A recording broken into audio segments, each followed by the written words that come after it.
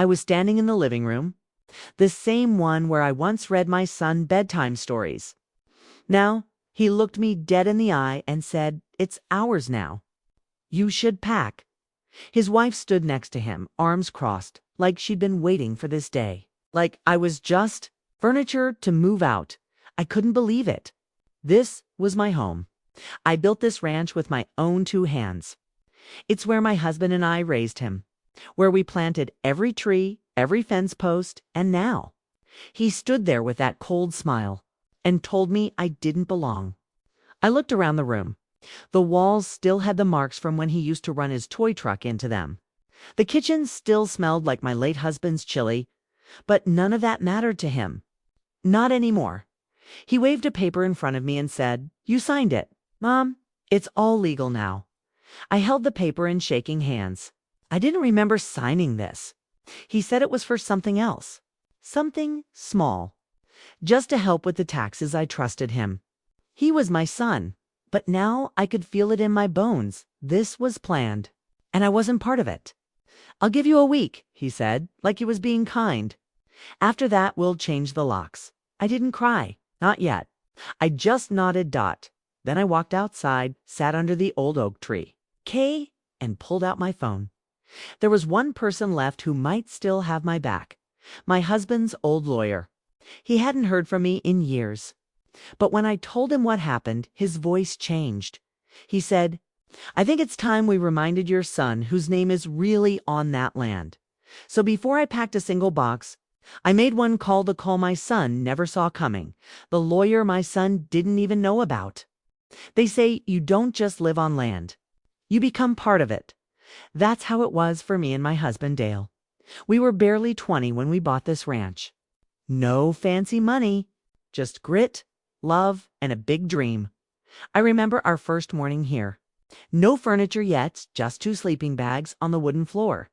He looked over at me and said, "One day, we'll fill this place with laughter." And we did. The walls were thin, the winters were cold, but we had each other. And soon, we had him. Our son Caleb. The moment I held him in my arms, I thought, this is why we built this place.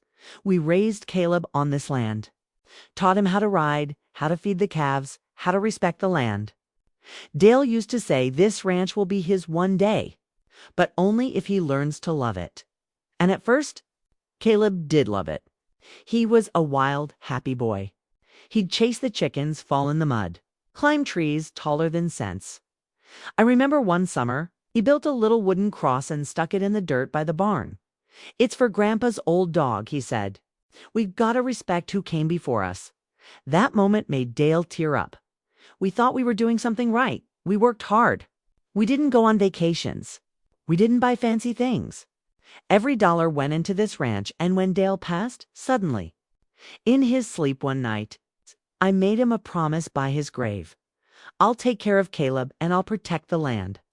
For years, kept that promise, even when the work got harder. Even when my hands started aching and my back hurt every morning, I kept going. Caleb got older, moved to the city for college, said he needed space. I didn't understand it, but I supported him. I thought maybe some time away would help him appreciate what he is.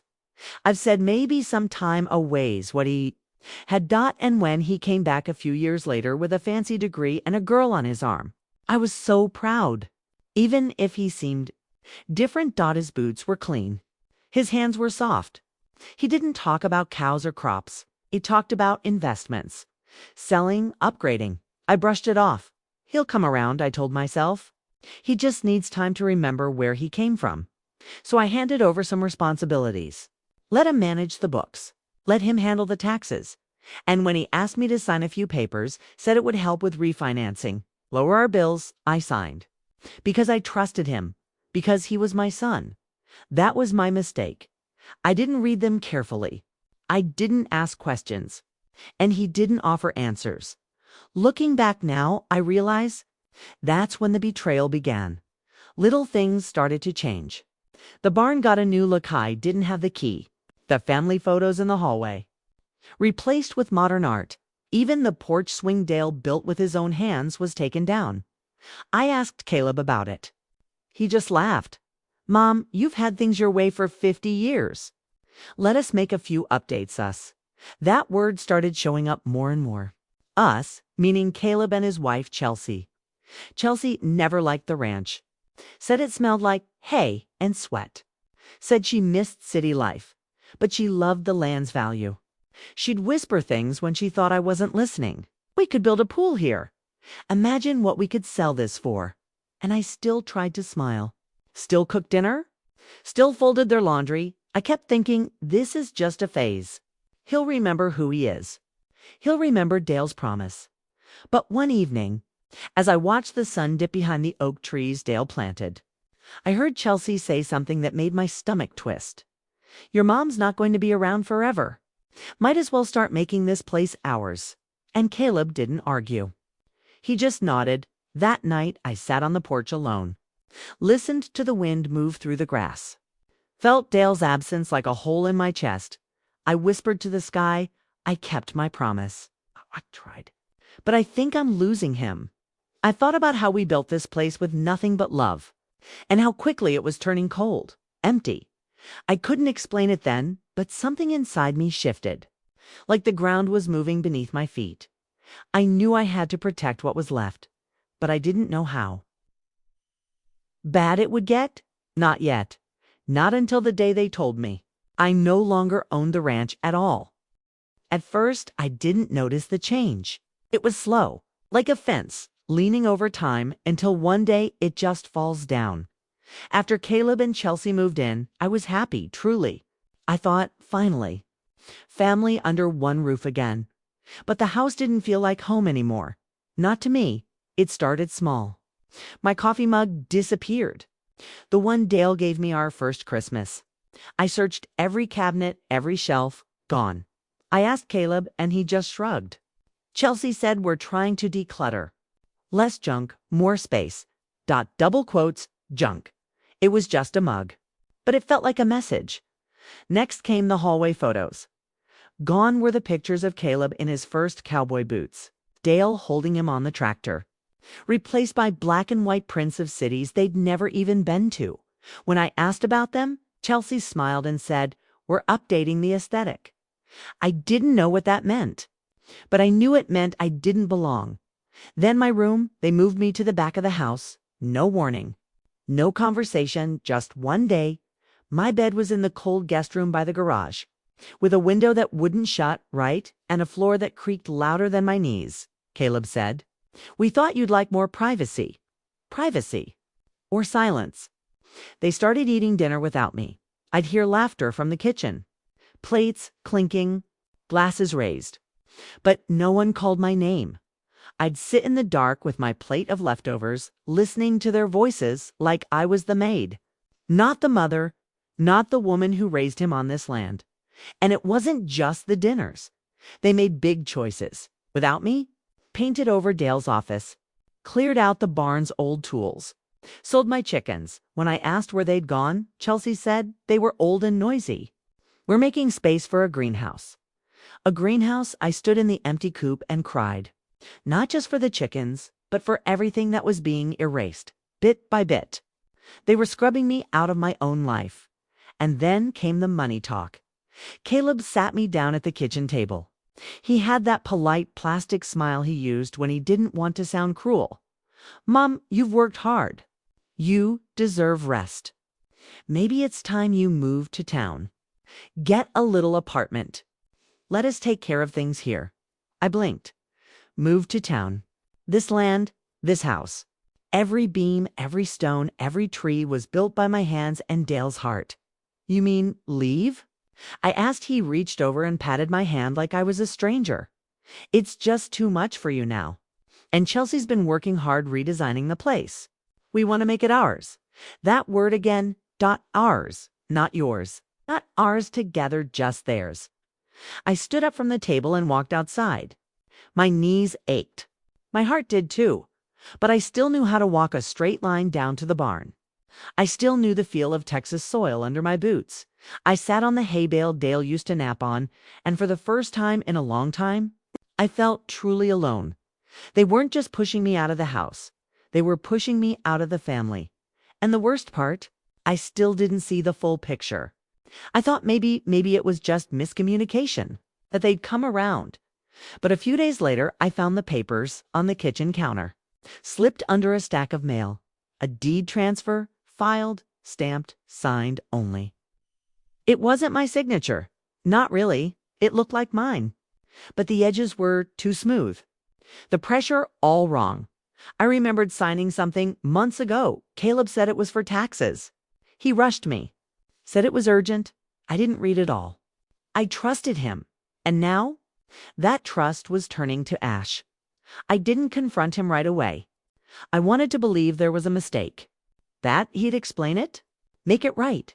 But the way he avoided my eyes now, the way Chelsea walked through the house like she owned every corner, I knew something was broken, something had changed. And I was about to find out just how deep the betrayal went. It happened on a Wednesday. The sky was clear. The breeze was warm. One of those rare Texas mornings that made you feel like life was still good. I had just poured myself a cup of coffee when I saw the envelope on the kitchen table. No name, no note. Just sitting there. I opened it. My hands started shaking. Inside was a notice to vacate. 60 days. Pack up, leave, or face legal action. I thought it was a mistake. I walked down the hall, clutching that letter like it was on fire. Caleb was at his desk. Chelsea was scrolling on her phone. What is this? I asked. Caleb didn't even look surprised, didn't even flinch. It's time, Mom, he said calmly. You knew this was coming. No, I didn't. I hadn't known anything. You're not serious, I whispered. Chelsea finally looked up. We've been more than patient. You've had months. The deed is in our name. You need to go. I felt the floor tilt under me. I never gave you the ranch, I said, my voice cracking. I never signed that over. Caleb stood, walked over to the counter, pulled out a folder like this was just business. He opened it. Inside was a photocopy of the deed. My name scratched out. His name and Chelsea's in bold letters. My signature was at the bottom. But I knew right then. I didn't sign that, not knowingly. Not for this. You told me it was to refinance, I said. He shrugged. It was. Then we made a few adjustments. The land's worth too much to let it sit in your name. In my name. This was my home. I planted the fields. I scrubbed the floors. Buried my husband in the soil behind the barn, and now my son stood there, treating me like a tenant who had overstayed her welcome. You lied to me, I said. Chelsea chimed in. Arms crossed. You're old, Evelyn. You don't need all this land. Should be somewhere safer, simpler. This place is too much. My heart was pounding so loud I could barely hear. Too much. Too old. I wasn't a burden, was the backbone. But to them I was just ing the way. You can stay in town, Caleb added. We'll even help with the deposit on a condo. But this is ours now, and just like that, he erased me. Erased the woman who stayed up all night when he was sick. The woman who built every corner of this home with her bare hands. I looked at the papers again. That signature. I remembered the day so clearly now. He was rushing me. Said the bank needed it by 3 p.m. Said it was just paperwork. I didn't have my glasses. I didn't read the fine print. And that was my mistake. But his was betrayal. Deep, cold, planned. I left the room without saying another word. I walked out the back door, past the garden Dale built, past the swing Caleb used to love. And I sat under that old oak tree, the one Dale planted when Caleb was born. I looked up at its branches, and I felt something break inside me. Not just sadness, not just anger, something else, something sharp, something clear, resolve. I had spent my life being the quiet one, the fixer, the forgiver. But this wasn't just about land. It was about respect. It was about truth. It was about me. I pulled out my phone, hands still shaking, heart still racing, and I dialed a number I hadn't used in years. Mr. Carter, my husband's old lawyer. He answered on the second ring. Evelyn, it's been a long time. I need help, I said. My son tricked me.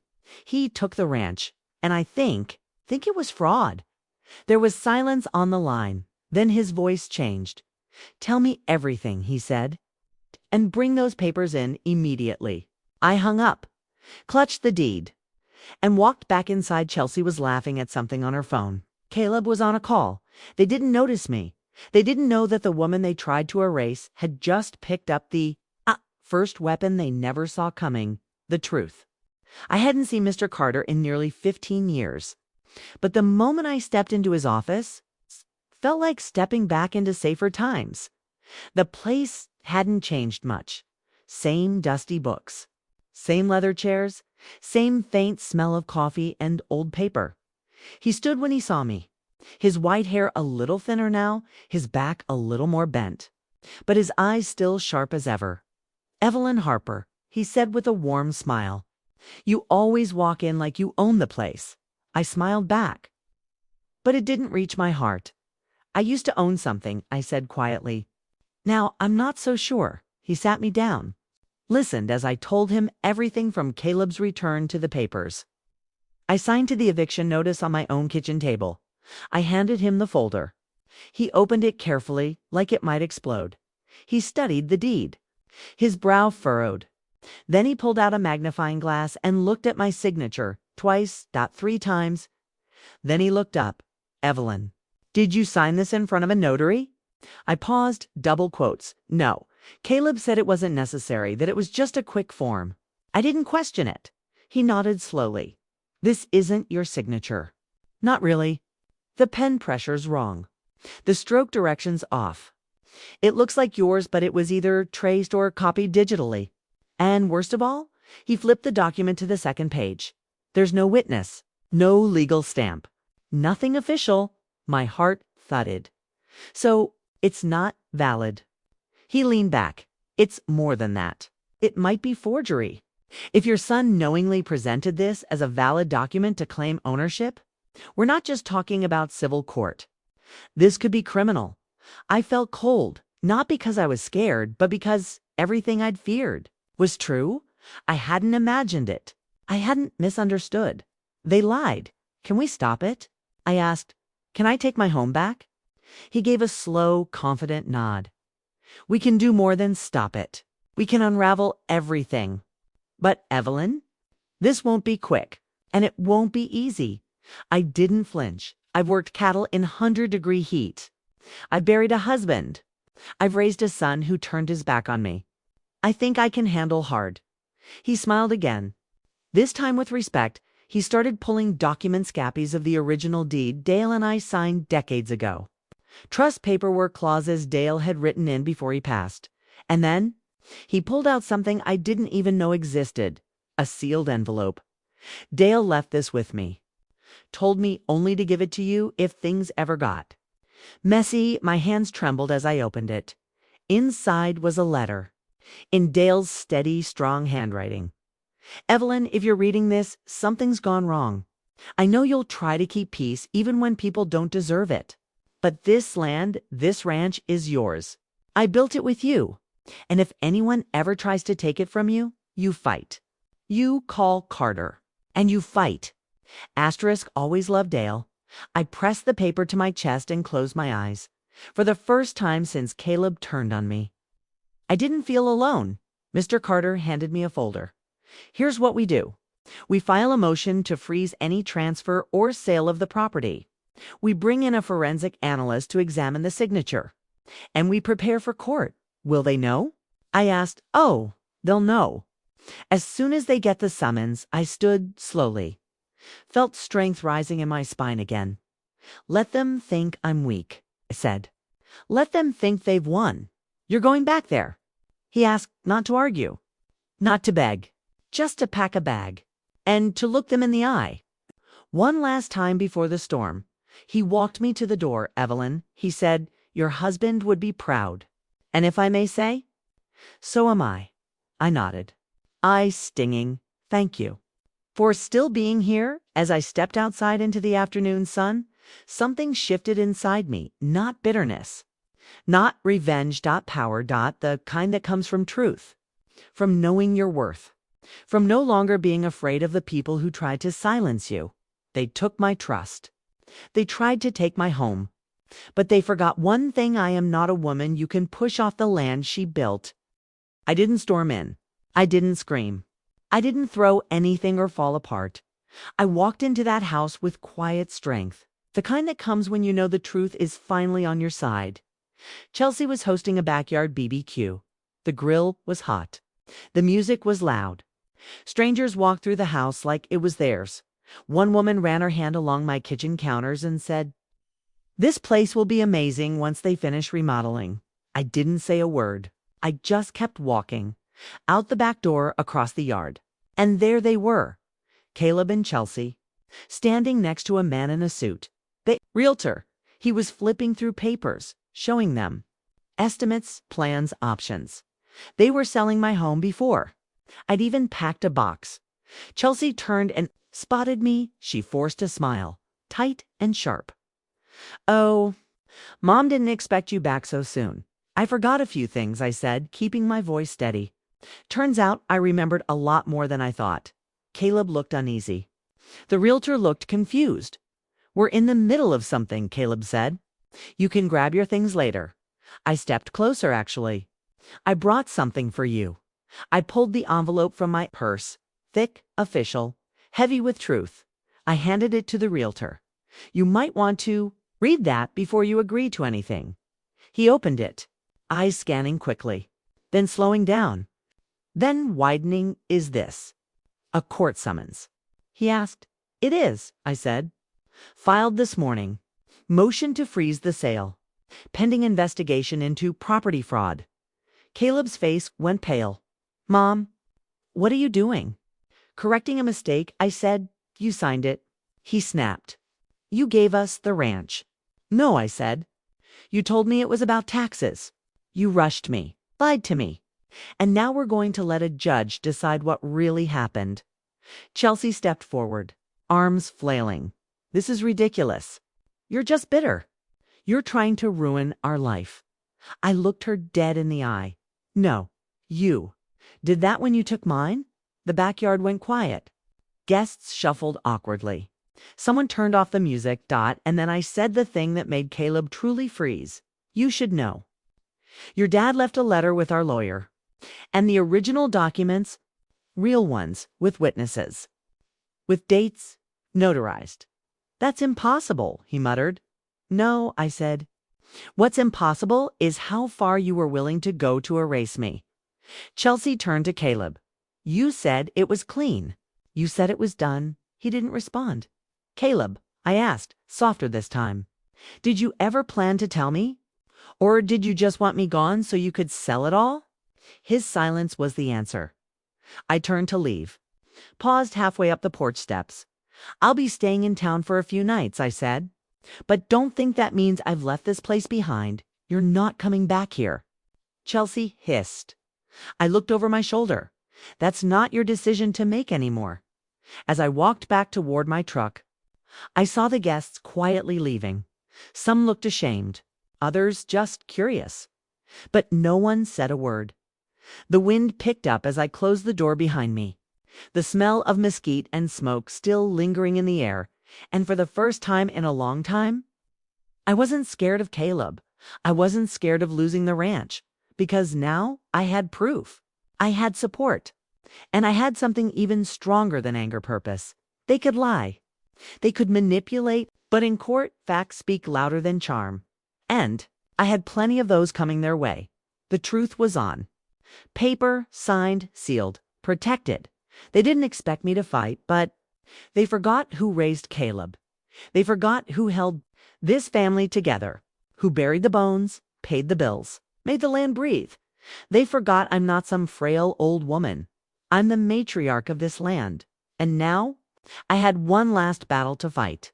The courtroom was smaller than I remembered. Plain wooden benches, a Texas flag hanging quietly in the corner, and a judge with tired eyes, but a sharp mind. I sat at the front beside Mr. Carter, my hands folded in my lap, heart pounding like a drum, but my back straight as a fence post. Across the room sat Caleb and Chelsea. Chelsea in a beige blazer, trying to look innocent. Caleb, eyes low, tapping his knee like he had somewhere better to be. He wouldn't even look at me good, because wasn't here for his approval anymore. I was here for the truth. The clerk called the case. Carter stood tall beside me. Your Honor, we are here today to present evidence of intentional deception and fraudulent transfer of property. The judge raised an eyebrow. Fraud? Yes, Your Honor, Carter said. Our client was misled by her son into signing documents under false pretenses. And those documents were later used to remove her from a home she owned and built. Caleb's lawyer, young man who looked like he belonged in a college classroom, stood next. Your Honor, the deed is signed. It's legally binding. My client acted in good faith. Carter didn't blink. We have reason to believe that signature was either forged, duplicated, or obtained under deception. Then came the evidence, page after page, document after document. The judge listened carefully, quietly, and then Carter introduced the forensic handwriting analyst, a woman with thick glasses and a calm, serious voice. She pointed to my supposed signature on the deed. The stroke order is inconsistent with Mrs. Harper's historical writing samples. The pressure patterns are uneven. There are signs of tracing. In our professional opinion, this signature is not authentic. I glanced at Caleb. Still no eye contact. Chelsea's jaw was tight. Then Carter played the audio, a voicemail I had forgotten about from months ago. When Caleb asked me to just sign it real quick, his voice on tape, "It's nothing, Mom. Just a quick refi. Don't worry about it." The courtroom was silent except for that voice. That lie the judge turned to. Caleb, did you explain the contents of the deed to your mother before asking her to sign? Caleb shifted in his seat.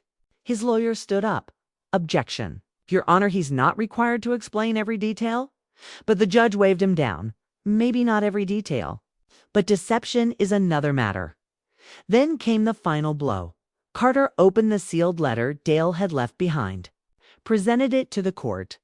Read it aloud. If my wife is ever forced off this land, let this letter be shown. She is the rightful owner of this property. Our agreement always stated that if harm or deception occurred, full rights returned to her name. The judge asked, "Is this letter authenticated?" "It is," Carter replied. "Signed and dated. Witnessed. Stored in my office since the day." Dale Harper passed. Silence. The judge looked over everything, his eyes moving slowly, like he was absorbing the weight of what had happened. Finally, he looked at me. Double quotes Mrs. Harper. "Would you like to say anything?" I stood, hands still trembling, but my voice steady. I trusted my son. I didn't come here to ruin him. I came here because I was erased. I raised that boy with love, on land soaked in sweat and sacrifice. And I was thrown out of my home like I never mattered. I paused, looked directly at Caleb. You didn't just take my land. You took my trust.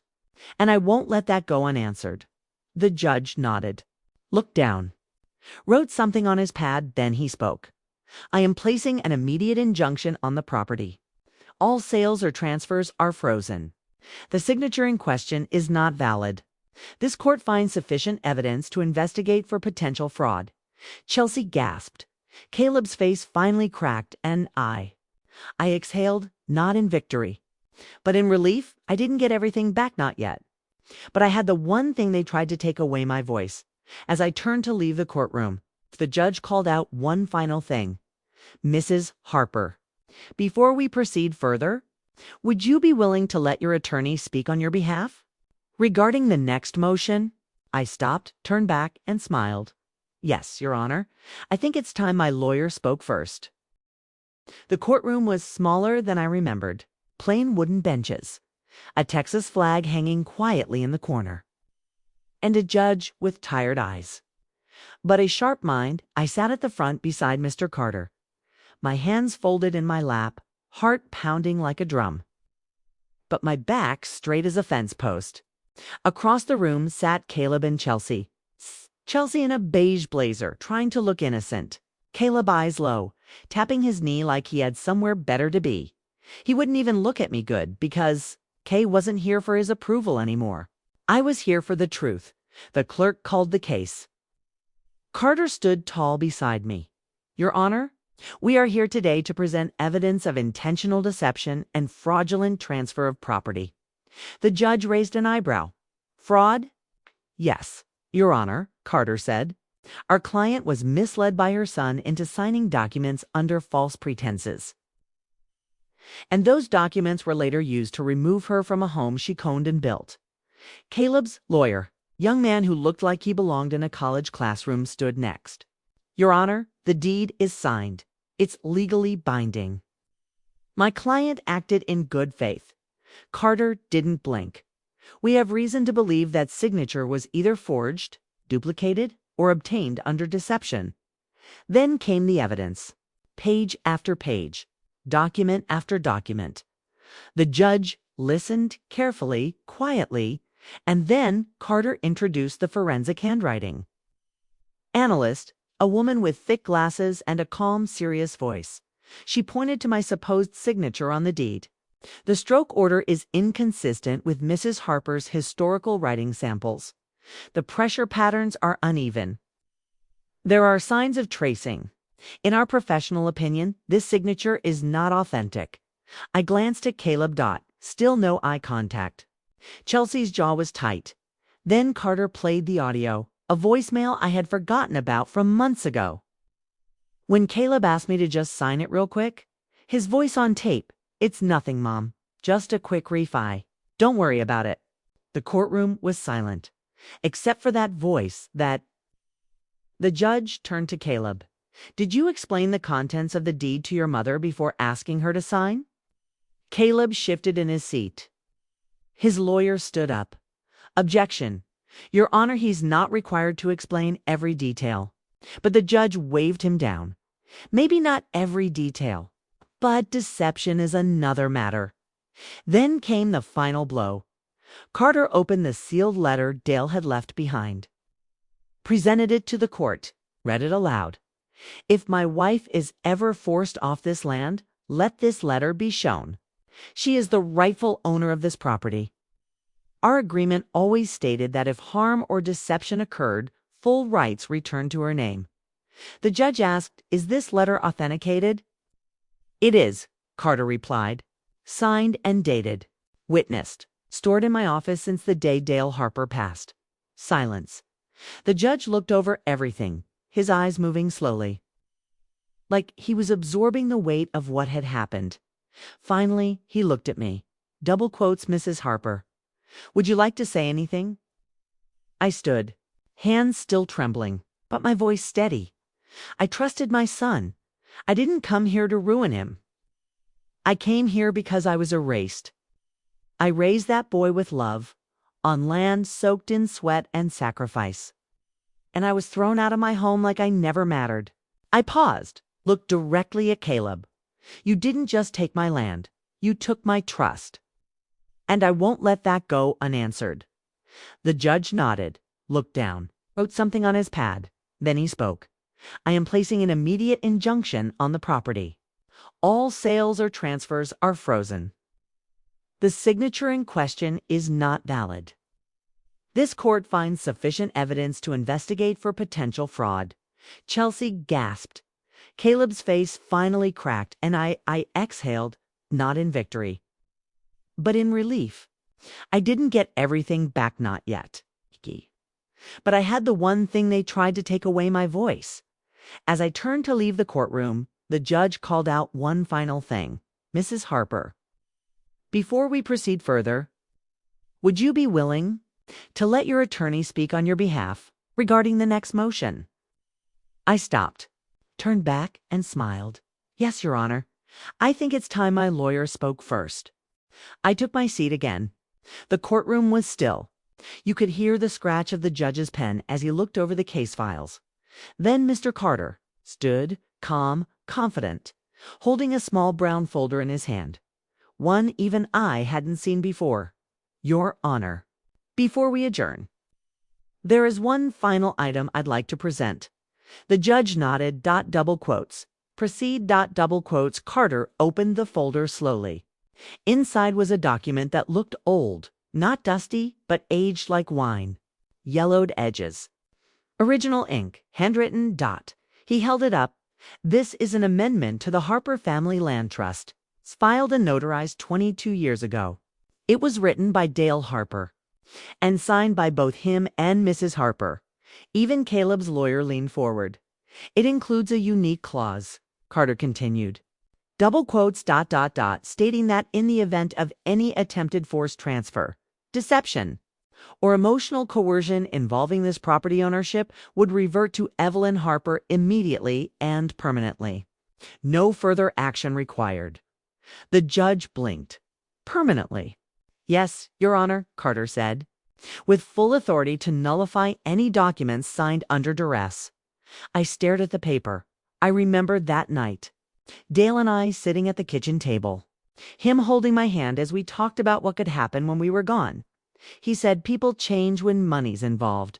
Evie, let's just make sure no one changes this place without your say. We had signed it together and I forgot it even existed. But Carter didn't. He looked at me and gave the smallest nod. Like this had been the plan all along. The clause was filed legally, stored in my private safe. Never touched. It overrides the disputed deed entirely. The judge took the document, read it slowly, then looked at Caleb. Mr. Harper, were you aware of this clause? Caleb looked stunned. No, I didn't know. Chelsea whispered something in his ear. But he didn't respond. He looked like a child again, cornered, small. Lost, the judge sat back. In that case, this court finds that Mrs. Harper is and always has been the rightful owner of the Harper Ranch. All fraudulent actions surrounding the contested deed are null and void. The motion for restitution and investigation will move forward. I didn't cry, not because I wasn't moved, but because something stronger rose inside me. Peace after months of silence, of betrayal, of feeling like I'd lost everything. I had it back. Not just the land, not just the house. My name, my place, my power. I turned and looked at Caleb. He didn't look angry anymore, just empty. I don't know if he regretted what he did or just regretted getting caught. Either way, it didn't matter now. The judge stood. We'll reconvene for sentencing. But this matter is clear. Mrs. Harper, your land is yours again. I nodded, whispering it always was. As I stepped out of the courtroom, the sun hit my face like an old friend. Warm, familiar, honest, and for the first time in a long time. I smiled, but the story didn't end there. Because when I got home and walked through that front door again, someone was waiting for me. The keys felt different in my hand this time, heavier. Not because they changed, but because I had, when I opened the front door, I didn't walk into just a house. I walked back into my life. The silence inside was deep, not lonely, just peaceful. The fake artwork Chelsea hung was gone. The furniture they picked out had already been moved. Good. I didn't want any of their shadows here. I walked straight to the kitchen, set my purse down, and opened the window. The breeze rolled in, carrying the smell of fresh soil, oak bark, and memory. I sat at the table where Dale and I used to plan our future, and I just let myself breathe. The ranch was mine again. But more than that, I was mine again. A few weeks passed. The court followed through. The land was officially back in my name. All sales and transfers blocked. The investigator confirmed what we already knew: forgery, manipulation, intent to defraud. I didn't press charges. I could have, but I didn't. Not because I forgave them right away, but because I didn't need a prison cell to feel free. Caleb and Chelsea moved away. No apology. No letter. Just gone. And maybe that was for the best. Sometimes peace means accepting the silence. But then one morning, I heard a knock at the door. It was early. The sky still pink with sunrise. I opened it, and there she stood, Lily, my granddaughter. She looked just like Caleb did at that age. Big brown eyes, curly hair tied in a messy bun, backpack slung over one shoulder. "Hi, Grandma," she said softly. I hadn't seen her in almost a year. Mom and Dad said you were being difficult, she whispered. But I found the court papers online. I read everything. She looked down. I didn't know what really happened. I'm sorry. I pulled her into a hug before she could say another word. We stood there in the doorway. 3 generations of Harper blood wrapped in one long moment of truth. Do you want to come in? I asked. She nodded.